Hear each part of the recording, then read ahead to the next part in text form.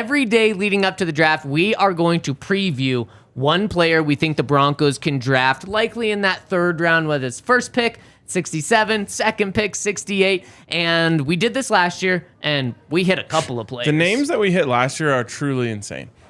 Greg Dulcich was on the list. Yep. Nick Benito was on the list. Yep. Boom, boom. Tariq Woolen was on the list. Yep. Probably the best pick of that Yeah. spot of the draft. Jelani Woods was on the list. Yep. Trying to think of some other ones. I mean, there's 4 just bangers. Yeah, right there. And we're going to give you some bangers. And so let's start off today with a cornerback from Utah. Clark Phillips III. So let's see. What do we need to know? You guys can kind of see up there.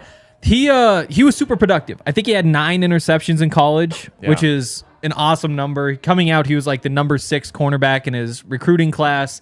Obviously a little bit small, probably limited to the slot. 4.51 40 time. So again, not really a blazer, and you combine that with the size, and all of that makes you think that if you stick him outside, you might not be getting the best results. And that's why, despite being so productive, and I think he gave up like a 68 passer rating last year, there's a lot of stuff to like, there are some physical limitations. And what he's best at is he's just a super smart player, knows how to read quarterbacks' drops. They'll jump passes at just the right time. He knows where the ball is going to go. Quick, agile, but just not like a straight line burner type. I love this pick for the Denver Broncos specifically. He's not for every team.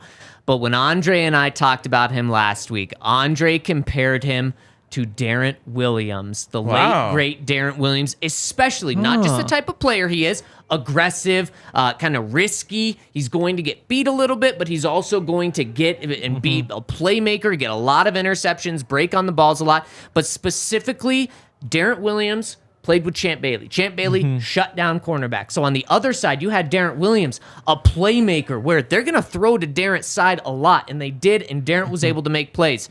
They're not going to throw to Pat Surtain's side, just like Champ Bailey. They didn't throw to his side a lot. So on the other side, you want someone that's going to be able to capitalize on being thrown to a lot. And Clark Phillips III, that is exactly what he does. Now, he's going to get beat a couple of times, but you have Justin Simmons over top. You have like a great safety net here. So I love that combination.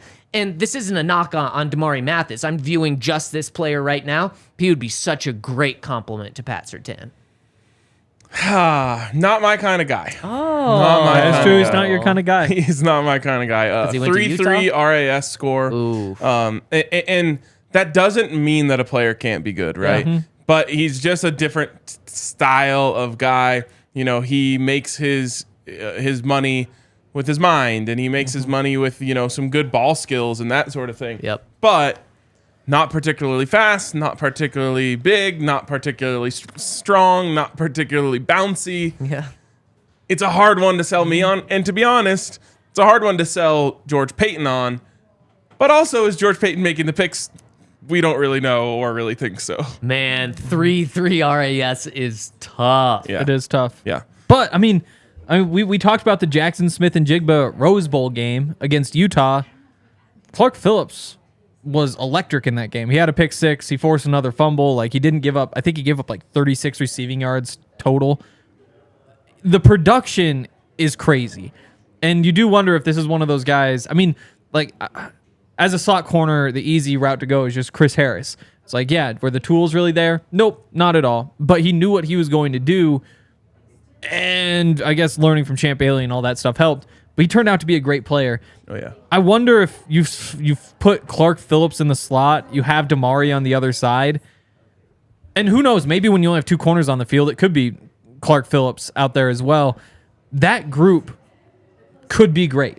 Like, I think it's easy to see. Also, like, you get the Phillips with the 3 on the jersey and that sort of stuff. I don't know. They could be your number 3. You got 2. Oh. Yep. Russell. Yeah, 3 is taken, but yeah. I don't know. Who knows for how long? I wonder if this turns out to be a really good football player, and because he was so good in college, 5 years from now, people look back and say, NFL kind of screwed up on that one. Yep. Yeah, and again, I get it. RAS can't be the only thing you care about, but for me, when a player is really productive and then doesn't have the testing scores, it leaves the question, will they be that productive when the speed of the game increases? And that's why RAS matters to me, because I look for the combination of production and great RAS, because it's like, okay, now we know they have the athletic ability to make it at this level. And we've seen them ball out on the field. He's missing one. You're right. I wonder what Chris Harris Jr.'s RAS would have been back in the day. Not great. So it doesn't end everything. Like I said, just not my style of player. I like to use those athletic traits to kind of smooth out the transition. Speaking of your style of players, he's like the opposite of Tariq Woolen last year. Tariq Woolen, extremely raw player. The production, not necessarily there because he was still moving into that cornerback position, if I remember correctly. He'd only had a few years there, but like a 10 RAS. I mean, just perfect RAS score. And Phillips, the opposite. He has so much production. He has incredible tape, but really bad RAS. So interesting. And those are the high value guys. Is your long, lanky press man outside, like 4-4 flat type speed guys, and that's who gets drafted early. Again, if you're putting Clark in the slot, then all of a sudden the testing doesn't matter nearly as much. But are you willing to use a 3rd round pick on a slot cornerback? Like, the value of that position just is not.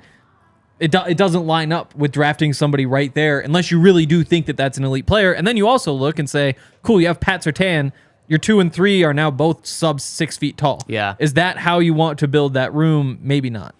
So how many of these guys do we have? How many profiles are we doing leading up to the draft? 18?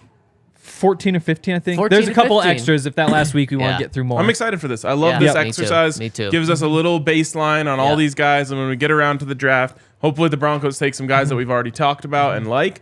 But even when the other guys go off the board, we'll say, oh, I remember that guy.